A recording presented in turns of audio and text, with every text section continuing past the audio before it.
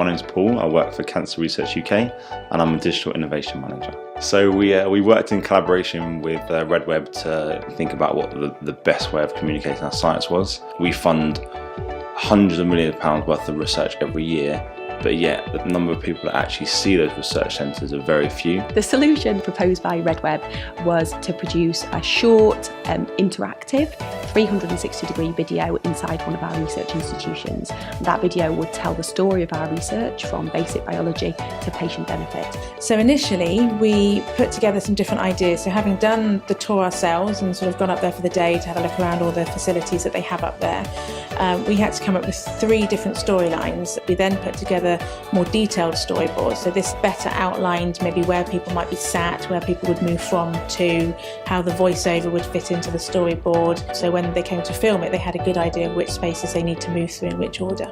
We commissioned a 360 video director to go out on set on the day to shoot all the labs. We then ingested all of the footage. When you stitch it all together, it becomes a spherical video, which means you can move around in that space. I think the chosen story had a really good narrative. It's basically called from like bench to bedside, so literally taking it from that very first sitting down at a bench and sort of carrying out some tests, to going through all the different stages that they might go through to the point that potential treatment is ready to be taken to be tested with a patient at bedside.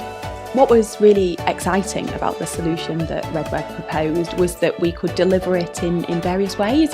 So people could either come to us to an event and they could put on a headset and watch the tour, but also we had something that we could send to them through the post. So we could explore the Google Cardboard viewers, we could post them out to people, give them a link to download the virtual lab tour, and they could watch it in the comfort of their own home. There's a huge awareness of virtual reality right now. Obviously it's been around for a long, long time.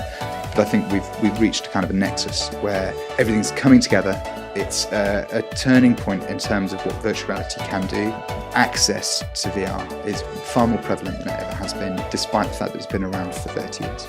My favourite part of the project was seeing people's reactions when we tested the lab tour for the first time, particularly when we took the event to the Museum of Science and Industry in Manchester. We had a long queue of people who were just incredibly excited to have a go at this technology for the first time, and then afterwards were incredibly inspired by what they'd seen.